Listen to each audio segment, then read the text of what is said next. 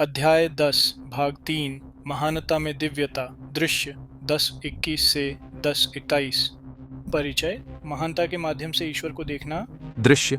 युद्ध भूमि का वातावरण शांत हो गया है। अर्जुन की आंखें, जो कभी सेनाओं पर टिकी थीं, अब उस विशालता की ओर देख रही हैं जिसका अनावरण कृष्ण करने वाले हैं। उसके सामने खड़ा मित्र अब केवल मानव शरीर तक सीमित नहीं है, उसकी उपस्थिति समस्त सृष्टि में व्याप्त है। संवाद अब नैतिकता या कर्तव्य के बारे में नहीं है, बल्कि स्वयं दिव्यता का दर्शन बन गया है। तब पिछले श्लोकों में कृष्ण ने प्रकट किया कि वे ही सभी प्राणियों में व्याप्त आत्मा हैं, प्रत्येक गुण के स्रोत हैं, समस्त सृष्टि के आदि, मध्य और अंत हैं। अब वे अर्जुन को उस सत्य की प्रत्यक्ष पहचान की ओर ले जाते हैं। वे कहते हैं, सुनो, मैं अपने दिव्य स्वरूपों के माध्यम से संसार में किस प्रकार निवास करता हूँ। आगे जो कुछ है वह याद करने के लिए कोई सूची नहीं है, बल्कि धारणा में बदलाव है, वास्तविकता का एक पवित्र पुनर्रचना। कृष्ण दूर के चमत्कारों का वर्णन नहीं करते, वे महानता के उन दैनिक प्रतीकों की ओर इशारा करते हैं जो हमें उनकी याद दिलाते हैं।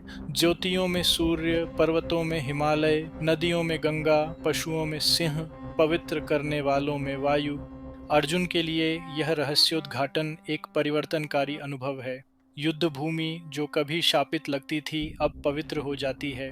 हर ध्वनि, हर तत्व, हर गति कृष्ण की ऊर्जा से स्पंदित होती है। योद्धा की आंखें एकता की ओर खुलने लगती हैं, वही ईश्वर विविधता में चमकता है। अब हमारे लिए यह शिक्षा शाश्वत है। आज हम जिस दुनिया में रहते हैं, जो तकनीक, कला, विज्ञान और मानवीय उपलब्धियों से भरी है, वह भी एक जीवंत ग्रंथ बन सकती है अगर हम कृष्ण की शिक्षाओं के अनुसार देखना सीखें। जब आप प्रतिभा, साहस, करुणा या रचनात्मकता देखते हैं, तो आप ईश्वरीय कार्य की झलक देख रहे होते हैं। कृष्ण की विभूतियां तुलना के बारे में नहीं, बल्कि जुड़ाव के बारे में हैं। महानता के प्रतीकों के माध्यम से ईश्वर की पहचान करके वे मानव मन को ईर्ष्या से प्रेरणा की ओर, अहंकार से श्रद्धा की ओर ध्यान केंद्रित करने के लिए प्रशिक्षित करते हैं। जब आप उत्कृष्टता की प्रशंसा करते हैं तो खुद को छोटा न समझें, उसी क्षमता के स्रोत से जुड़ाव महसूस करें।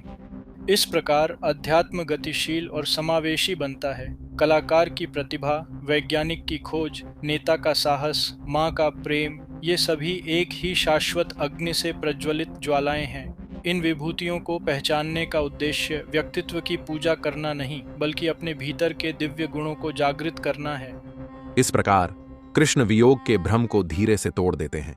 दिव्यता किसी एक मंदिर, किसी एक संस्कृति या किसी एक रूप तक सीमित नहीं है। वह समस्त महानता में सर्वत्र प्रवाहित होती है। उसे देखना विस्मय में जीना है, उससे कर्म करना योग्य में जीना है। फोकस। महानता में दिव्यता को चमकते हुए देखें, ईर्ष्या के बिना प्रशंसा करें, अभिमान के बिना सेवा करें और याद रखें कि जो शक्ति आप दूसरों में देखते हैं वह आप में भी विद्यमान है। दृश्य 10:21। प्रकाशों के बीच मैं सूर्य हूँ। दृश्य। कृष्ण कहते हैं, अदिति के 12 पुत्रों में मैं विष्णु हूँ, ज्योतियों में मैं तेजस्वी सूर्य हूँ, मरुतों में मैं मरीचि हूँ, तारों में मैं चंद्रमा हूँ। तब कृष्ण के पहले उदाहरण अनंत को आकाश में ही स्थापित करते हैं। वे संतुलन और सुरक्षा के प्रतीक, ब्रह्मांड के संरक्षक विष्णु के साथ अपनी पहचान स्थापित करते हैं। वे सूर्य के समान चमकते हैं, जीवन और प्रकाश के दाता। वे वायु देवता मरीचि के समान सांस लेते हैं और तारों के बीच चंद्रमा के समान चमकते हैं। इस रूपक के माध्यम से कृष्ण आकाश को अपनी अभिव्यक्ति के रूप में चित्रित करते हैं, जो भव्य होते हुए भी पोषण देने वाला है। अर्जुन के लिए इससे उसके ऊपर के आकाश का स्वरूप ही बदल जाता है। कुरुक्षेत्र पर चमकता वही सूर्य अब कृष्ण का मुख बन जाता है। थके हुए सैनिकों को सुकून देने वाला वही चंद्रमा उनकी मुस्कान बन जाता है। अचानक ब्रह्मांड स्वयं दिव्य उपस्थिति से जीवंत हो उठता है। अब आधुनिक जीवन में यह श्लोक हमें प्राकृतिक जगत में अद्भुतता की पुनः खोज करने के लिए आमंत्रित करता है। सूर्योदय केवल एक भौतिक घटना नहीं है, यह एक दिव्य नवीनीकरण है। चंद्रमा केवल प्रतिबिंब नहीं है, बल्कि यह स्मरण दिलाता है कि प्रकाश अंधकार में भी बना रहता है। कृष्ण हमें प्रकृति को एक पवित्र संवाद के रूप में देखना सिखाते हैं, न कि एक यांत्रिक प्रक्रिया के रूप में। ऐसे समय में जब हम कृत्रिम प्रकाश और निरंतर भाग दौड़ में जी रहे हैं, सूर्य और चंद्रमा की पवित्रता का स्मरण हमें लय, कृतज्ञता और विनम्रता से पुनः जोड़ता है।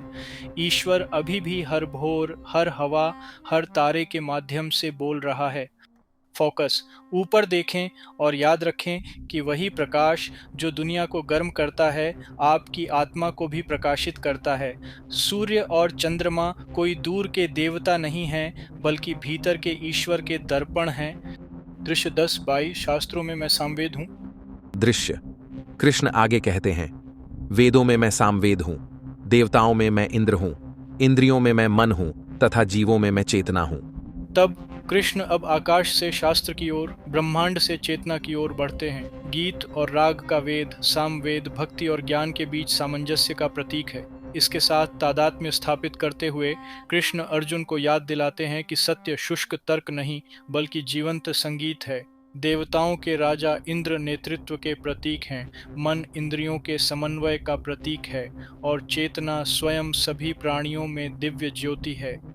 अर्जुन के लिए यह रहस्योद्घाटन उनकी समझ को और भी व्यापक बनाता है। ईश्वर केवल ऊपर ही नहीं, बल्कि पुजारी के गीत में, नेता के साहस में, विचारों के समन्वय में और सब कुछ देखने वाली जागरूकता में भी विद्यमान है। हर व्यवस्थित, रचनात्मक या जीवंत चीज कृष्ण का नृत्य है। अब हमारे लिए यह श्लोक आध्यात्मिकता और मनोविज्ञान के बीच एक सुंदर सेतु का निर्माण करता है। कृष्ण की चेतना का अर्थ है कि दिव्यता बाहरी नहीं, बल्कि वह चेतना है जो जीवन का अनुभव करती है। ईश्वर आपकी जानने, महसूस करने और जुड़ने की क्षमता के माध्यम से अंतर्ज्ञान, रचनात्मकता और सहानुभूति के माध्यम से गाता है। जब आप कला से प्रेरित होते हैं, जब आपका मन स्पष्टता से काम करता है या जब मौन आपको शांति देता है, तब कृष्ण निकट होते हैं।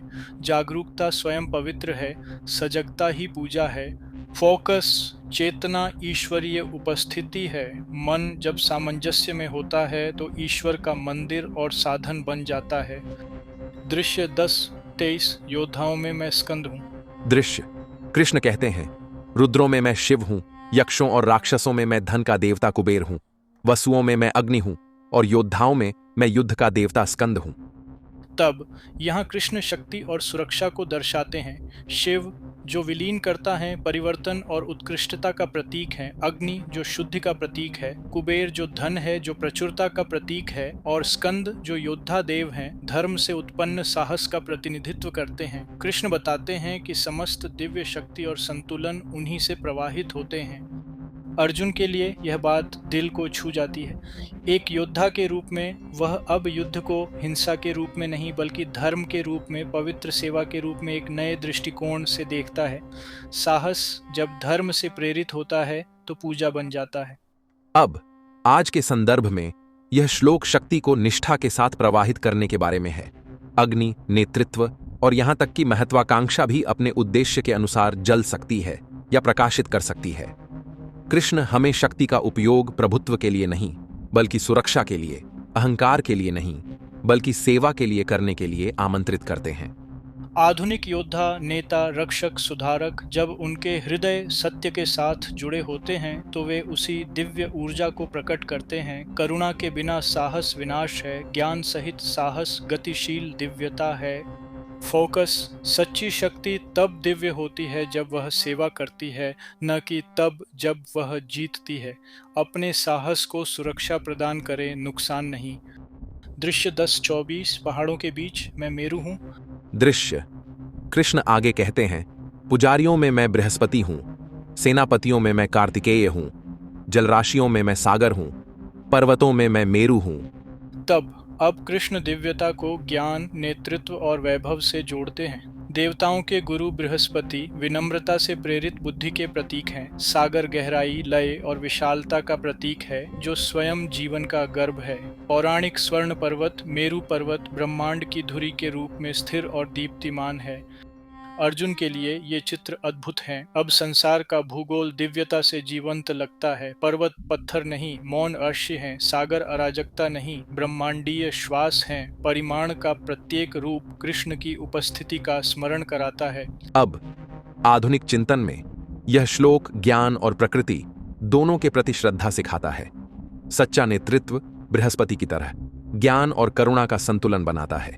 सागर हमें शांति खोए बिना तूफानों को झेलने के लिए उथला नहीं, बल्कि गहरा रहने की याद दिलाता है। पर्वत हमें समय के सामने दृढ़ता की याद दिलाते हैं। जब आप समुद्र के सामने खड़े होते हैं या किसी चोटी पर चढ़ते हैं तो आप अनंत, धैर्यवान और दिव्य आत्मा के रूपकों के साक्षी होते हैं। फोकस, बुद्धि, गहराई और स्थिरता दिव्य गुण हैं। इन्हें विकसित करें और आपका जीवन पर्वत के समान स्थिर और समुद्र के समान गहरा हो जाएगा। दृश्य 10:25 वृक्षों में मैं पीपल हूँ। दृश्य, कृष्ण कहते हैं, वृक्षों में मैं पवित्र गूलर का वृक्ष अश्वत्थ हूं। दिव्य ऋषियों में मैं नारद हूं, संगीतकारों में मैं चित्ररथ हूं, सिद्ध पुरुषों में मैं कपिल ऋषि हूं। तब कृष्ण अब सजीव जगत को स्पर्श करते हैं। पवित्र पीपल अश्वत्थ वृक्ष जीवन की निरंतरता का प्रतीक है। इसकी जड़ें अदृश्य हैं, इसकी शाखाएं अनंत हैं, जो असंख्य प्राणियों को आश्रय प्रदान करती हैं। दिव्य दूत नारद संगीत के माध्यम से भक्ति का प्रतीक है। चित्ररथ कला और आनंद के प्रतीक हैं। कपिल शुद्ध आध्यात्मिक ज्ञान के प्रतीक हैं। ये सभी उदाहरण मिलकर विकास से लेकर कला और फिर ज्ञानोदय तक दिव्य अभिव्यक्ति का एक ताना बाना बुनते हैं। अर्जुन के लिए ये छवियां ईश्वर को अमूर्त रूप में नहीं बल्कि उसके आसपास के जीवंत प्रतीकों में अपने करीब लाती हैं। हर पेड़, हर गीत और हर शिक्षक पवित्र हो जाता है। ईश्वर अब केवल मंदिरों तक सीमित नहीं है, वह स्वयं सृष्टि में प्रवाहित होता है। अब कंक्रीट के जंगलों और बेचैन शोर से भरी हमारी दुनिया में यह श्लोक हमें धीरे से प्रकृति, कला और शिक्षा की ओर वापस बुलाता है। वृक्ष धैर्य और उदारता सिखाता है, संगीत जुड़ाव सिखाता है, ज्ञान विनम्रता सिखाता है। ये जीवंत विभूतियां हैं जो याद दिलाती हैं कि दिव्यता कैसे धारण करती है, आनंदित करती है और ज्ञान देती है। जब आप किसी वृक्ष के नीचे विश्राम करते हैं, संगीत सुनते हैं या किसी सच्चे गुरु से शिक्षा लेते हैं तो आप पहले से ही कृष्ण के साथ एकाकार हो जाते हैं। फोकस, ईश्वर प्रकृति, कला और ज्ञान के माध्यम से अभिव्यक्त होता है। सृजन के प्रत्येक कार्य को जीवन के कैनवास पर ईश्वर के हस्ताक्षर के रूप में देखें। दृश्य 10:26 जानवरों में मैं शेर हूँ। दृश्य, कृष्ण कहते हैं, पशुओं में मैं सिंह हूँ, पक्षियों में मैं विनता का पुत्र गरुड़ हूँ, पवित्र करने वालों में मैं वायु हूँ और योद्धाओं में मैं राम हूँ। तब ईश्वर अब स्वयं को शक्ति, गति और भद्रता के माध्यम से प्रकट करता है। सिंह केवल पशुओं का राजा नहीं है, यह अहंकार से नहीं बल्कि आंतरिक अधिकार से उत्पन्न वैभव का प्रतीक है। गरुड़ तीव्र उत्कर्ष का, सीमाओं से परे उड़ान भरने की शक्ति का प्रतीक है। आदर्श योद्धा और शासक राम अनुग्रह द्वारा अभिव्यक्त धार्मिकता के प्रतीक हैं। इन प्रतीकों के माध्यम से कृष्ण सिखाते हैं कि ईश्वरीय शक्ति शांत है, हिंसक नहीं, आत्मविश्वासी है, क्रूर नहीं। अर्जुन के लिए ये चित्र वीरता की एक नई समझ लेकर आते हैं। सिंह की दहाड़ आक्रामकता नहीं बल्कि आश्वासन है। राम के बाण रक्षा करते हैं, विनाश नहीं। कृष्ण का तात्पर्य है कि सच्ची शक्ति वह है जो धर्म की रक्षा करती है, अंधकार के प्रति द्वेष के बिना प्रकाश की रक्षा करती है। अब आज की दुनिया में यह शिक्षा नेतृत्व और साहस की बात करती है। भीतर का शेर प्रभुत्व की बात नहीं करता बल्कि ईमानदारी की बात करता है, यानी अकेले होने पर भी सत्य के लिए खड़े होने का साहस। गरुड़ की उड़ान नकारात्मकता और संदेह से ऊपर उठने की हमारी अपनी आकांक्षा को दर्शाती है। राम का अनुशासन हमें याद दिलाता है कि सद्गुणों के बिना विजय खोखली है। कृष्ण की बात सूक्ष्म लेकिन तीक्ष्ण है। ईश्वरीय शक्ति कभी आत्म केंद्रित नहीं होती, वह उत्थान, रक्षा और सद्भाव बहाल करने के लिए विद्यमान है। यही वह शक्ति है जिसकी दुनिया को सबसे ज्यादा जरूरत है, शांत, नैतिक और निडर। फोकस, सच्ची महानता चुपचाप दहाड़ती है, दूसरों पर विजय पाने के लिए नहीं बल्कि अनुग्रह और आंतरिक स्थिरता के साथ सत्य की रक्षा करने के लिए सिंह हृदय बने। दृश्य 10:27 घोड़ों में मैं उच्चैः श्रवा हूँ। दृश्य, कृष्ण आगे कहते हैं, घोड़ों में मुझे उच्चैः श्रवा जानो, जो समुद्र मंथन से उत्पन्न हुआ है। हाथियों में मैं ऐरावत हूँ, मनुष्यों में मैं राजा हूँ।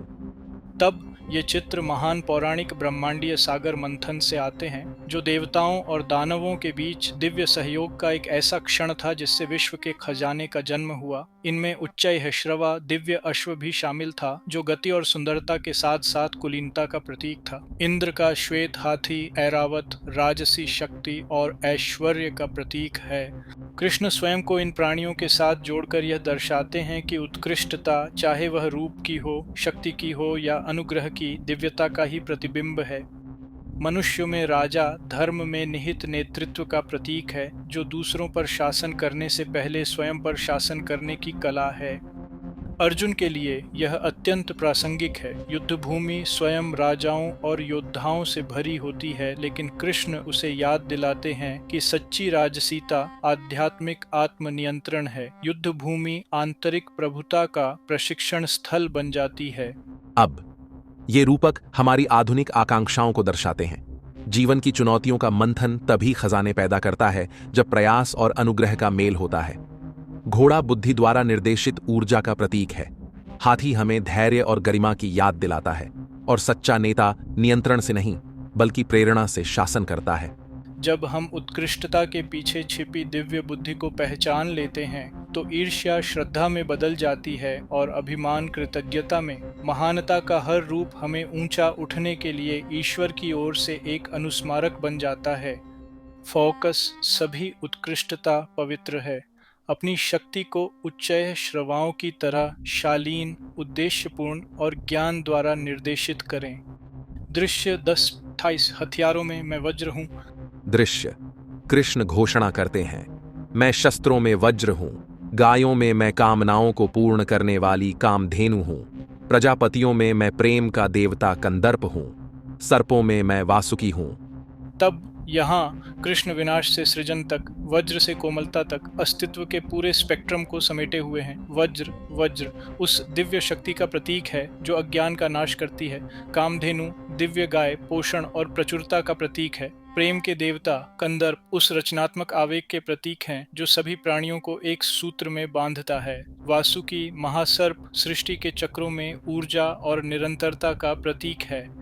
अर्जुन के लिए ये विरोधाभास ईश्वरत्व के भीतर विरोधाभासों के सामंजस्य को प्रकट करते हैं। ईश्वर केवल सौम्य में ही नहीं बल्कि प्रचंड में भी है, केवल सृजन में ही नहीं बल्कि परिवर्तन में भी। प्रत्येक शक्ति जब धर्म के साथ संरेखित होती है पवित्र हो जाती है। अब यह श्लोक प्रेम और अनुशासन, सृजन और विनाश, शक्ति और करुणा के ध्रुवों के साथ हमारे आधुनिक संघर्ष की बात करता है। कृष्ण हमें याद दिलाते हैं कि पूर्णता में दोनों शामिल हैं। प्रेम जीवन का निर्माण करता है, शक्ति उसकी रक्षा करती है, और ज्ञान दोनों में सामंजस्य स्थापित करता है। जब हम जीवन के तूफानों के पीछे भी दिव्य उद्देश्य देखते हैं तो हम परिवर्तन से डरना बंद कर देते हैं। वही ऊर्जा जो गरजती है उसे बनाए भी रखती है। फोकस शक्ति और प्रेम शत्रु नहीं हैं, वे दिव्य साथी हैं। दोनों का उपयोग उत्थान, सुरक्षा और सामंजस्य स्थापित करने के लिए करें। दृश्य 10:29 नागों में मैं अनंत हूँ। दृश्य कृष्ण आगे कहते हैं, नागों में मैं अनंत हूँ, जलचरों में मैं वरुण हूँ, पितरों में मैं अर्यमा हूं, और विधि विधानकर्ताओं में मैं मृत्यु का देवता यम हूं। तब ये नाम कृष्ण को अदृश्य लोकों के पीछे की शक्ति, ब्रह्मांड को संतुलित और नियंत्रित करने वाली दिव्य ऊर्जा के रूप में प्रकट करते हैं। अनंत अनंत सर्प, अनंत काल और अनंत आधार का प्रतीक है। वही शैया जिस पर विष्णु विश्राम करते हैं। वरुण जल और नैतिक व्यवस्था का नियंत्रण करते हैं। अर्यमा पितृलोकों की देख रेख करते हैं और यम ब्रह्मांडीय न्याय लागू करते हैं। अर्जुन के लिए ये चित्र एक ऐसी दिव्य व्यवस्था का चित्रण करते हैं जो मानवीय समझ से परे है। एक ऐसा ब्रह्मांड जो करुणा और अनुशासन दोनों से बंधा है। वही ईश्वर जो जीवन देता है, मृत्यु के माध्यम से भी संतुलन सुनिश्चित करता है। अब यह शिक्षा उन आधुनिक मनों को विनम्र बनाती है जो सृष्टि को यादृच्छिक मानते हैं। कृष्ण दर्शाते हैं कि ब्रह्मांड पवित्र व्यवस्था के अनुसार संचालित होता है।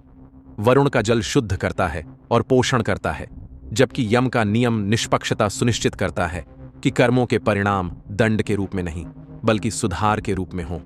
दैनिक जीवन में ये शक्तियाँ विवेक, लय और नैतिक स्पष्टता के रूप में प्रकट होती हैं। जब हम अन्यायपूर्ण कार्य करते हैं तो हमारी अपनी जागरूकता भीतर का यम बन जाती है जो हमें वापस अपने संतुलन में बुलाती है। फोकस ब्रह्मांड ईश्वरीय नियम द्वारा संचालित है जो तरल होते हुए भी दृढ़ है। निष्ठा पूर्वक जीवन जिए और ब्रह्मांड स्वयं आपका सहयोगी बन जाएगा। दृश्य 10:3 राक्षसों में मैं प्रहलाद हूँ। दृश्य कृष्ण कहते हैं, दैत्यों में मैं प्रहलाद हूं, उपायों में मैं काल हूं, पशुओं में मैं सिंह हूं, पक्षियों में मैं गरुड़ हूं। तब कृष्ण द्वारा प्रहलाद का चयन अद्भुत है। राक्षसों में वे शक्तिशाली नहीं बल्कि शुद्ध हृदय वाले बालक की पहचान करते हैं जो अभिमानियों के बीच जन्म लेकर भी ईश्वर के प्रति समर्पित रहा। यह दर्शाता है कि भ्रष्टाचार का विरोध करने वाले विश्वास के माध्यम से अंधकारमय स्थानों में भी देवत्व प्रकट हो सकता है। काल काल एक और गहन अभिव्यक्ति है। वह परम शक्ति जो सबको निगल जाती है, राजाओं और भिखारियों को समान बना देती है। स्वयं को काल कहकर कृष्ण अर्जुन को याद दिलाते हैं कि प्रत्येक उत्थान और पतन ईश्वरीय लय है, अराजकता नहीं। अर्जुन के लिए यह विस्मय और विनम्रता दोनों को गहरा करता है। शत्रु अब केवल मनुष्य नहीं है, वह अज्ञान, अहंकार और स्थायित्व का भ्रम है।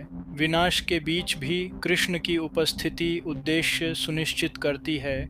अब यह श्लोक हमारे अनिश्चितता भरे युग को बहुत प्रभावशाली ढंग से दर्शाता है। समय अभिमानियों को विनम्र बनाता है और विस्मृत लोगों को ऊपर उठाता है। समय में दिव्यता को पहचानने से भय श्रद्धा में बदल जाता है।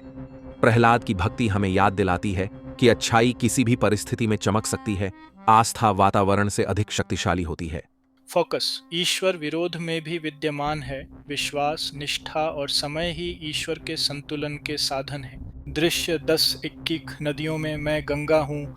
दृश्य कृष्ण इस खंड का समापन करते हुए कहते हैं, पवित्र करने वालों में मैं वायु हूं, योद्धाओं में मैं राम हूं, मछलियों में मैं शार्क हूं, नदियों में मैं गंगा हूं। तब कृष्ण इस महिमा की धारा को प्रकृति की सबसे पवित्र धारा गंगा के साथ समाप्त करते हैं, जो पवित्रता, अविरलता और अनुग्रह की प्रतीक है। स्वर्ग से लेकर मैदानों तक, हिमनद से लेकर समुद्र तक वह बिना किसी निर्णय के शुद्ध करती है। गंगा गतिमान, क्षमाशील, पोषण करने वाली और रूपांतरित करने वाली दिव्य करुणा का प्रतीक है। अर्जुन के लिए यह छवि बेहद निजी रही होगी। उसने उसके जल में स्नान किया था, उसके तट पर प्रार्थना की थी और अब उसे एहसास हो रहा है कि उसके द्वारा छुई गई हर बूंद स्वयं कृष्ण थे। नदियों से घिरा युद्ध क्षेत्र अचानक पवित्र हो जाता है, मानो ईश्वर युद्ध और शांति दोनों में समान रूप से प्रवाहित होता है। अब हमारे जीवन में गंगा नवीनीकरण का प्रतीक है। अगर हम द्वेष त्याग कर सत्य के साथ बहें तो हर सांस शुद्धि की नदी है। उसकी तरह हमें भी अपना सार खोए बिना दुनिया की अशुद्धियों को अपने साथ ले जाना सीखना होगा। मछलियों में शार्क सटीकता और एकाग्रता का प्रतीक है। योद्धाओं में राम धर्मी शक्ति का प्रतीक है। शुद्धिकर्ताओं में वायु ताजगी और स्वतंत्रता की ओर गति का प्रतीक है। ये दोनों मिलकर संतुलन बनाना सिखाते हैं। मजबूत बनो, स्पष्ट बनो, लेकिन तरल बने रहो। फोकस गंगा की तरह निर्मल, उदार और निडर होकर बहें। अपने जीवन को प्रामाणिक और दयालु बनाकर दूसरों को शुद्ध करें।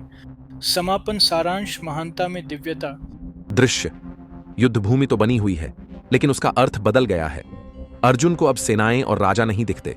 उसे हर दिशा में, हवा और ज्वाला में, पहाड़ों और नदियों में, वीरों और ऋषियों में दिव्यता दिखाई देती है।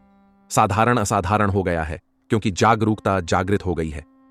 तब कृष्ण ने अब प्रकट किया है कि कैसे वे सृष्टि में आदित्यों में विष्णु के रूप में, ज्योतियों में सूर्य के रूप में, प्राणियों में चेतना के रूप में, रुद्रों में शिव के रूप में, जलों में सागर के रूप में, नदियों में गंगा के रूप में प्रकट होते हैं। प्रत्येक प्रतीक एक आमंत्रण है, रूपों की पूजा करने का नहीं बल्कि दृष्टि को जागृत करने का।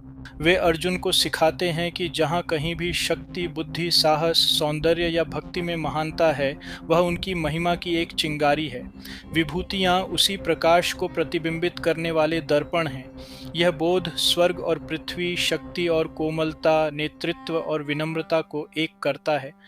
अब आज हमारे लिए ये श्लोक अत्यंत प्रासंगिक हैं। व्यक्तित्व से ग्रस्त इस संसार में कृष्ण हमें याद दिलाते हैं कि प्रत्येक प्रतिभा, खोज या प्रेम का कार्य ईश्वरीय सहयोग है। ईश्वर को महानता में देखने से ईर्ष्या समाप्त हो जाती है और प्रेरणा प्रज्वलित होती है।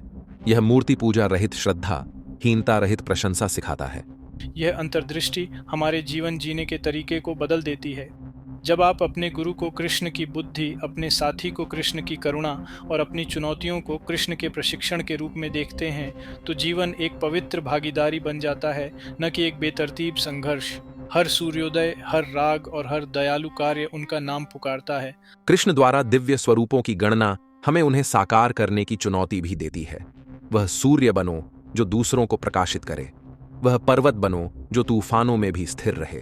वह नदी बनो जो करुणा के माध्यम से पवित्र करती है। सभी महानताओं में दिव्यता का दर्शन हमें स्वयं के माध्यम से दिव्यता को अभिव्यक्त करने के लिए प्रेरित करेगा। अर्जुन के हृदय में श्रद्धा परिपक्व होकर दृष्टि में बदल गई है। शीघ्र ही अगले अध्याय में कृष्ण उसे अपने भीतर ब्रह्मांड को देखने की दिव्य दृष्टि प्रदान करेंगे।